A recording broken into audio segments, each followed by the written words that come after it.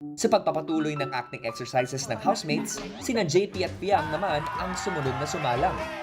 Kung ano na po pinapagawa sa akin, kuya eh. Siguro pang dagdag tuwa po, kuya. Iyak, iyak, iyak.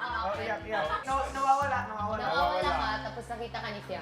Lead male best friend. Camera, action! Amigo raman ta. Pero murag naibog ko man ko nimo.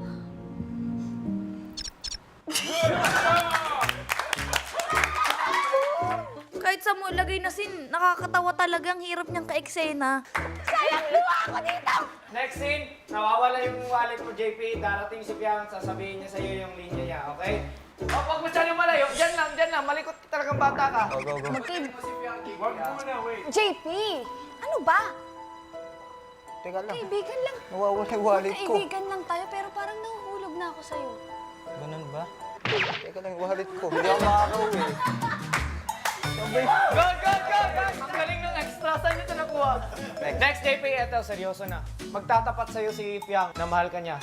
Anong reaksyon mo? Sige. JP!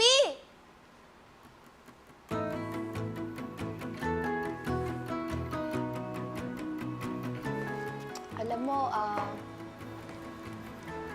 alam kong magkaibigan lang tayo, pero kasi parang nahuhulog na ako sa'yo.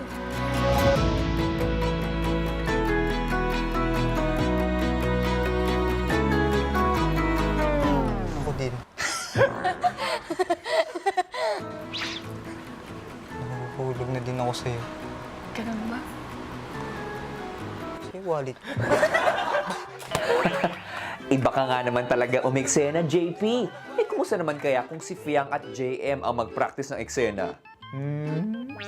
May jowa si Piang. Pero pagtatapat mo sa kanya na mahal mo siya.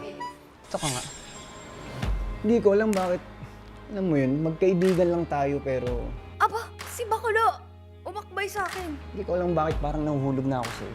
Abang lapit ng muka! Okay, go.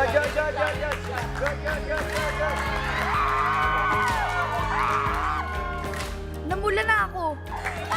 Talo. Hinilig. Nagulat ako! Pag ganun kong lapit! Labas na nga tayo. Kuya! No!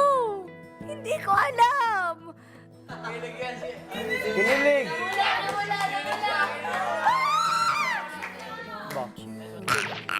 O sige, inaamin ko, may ano. Inaamin ko, kinilig ako doon. Abangan bukas! Mas magkaibigan tayo eh. Nung meron akong iba, dun ka na pumasok.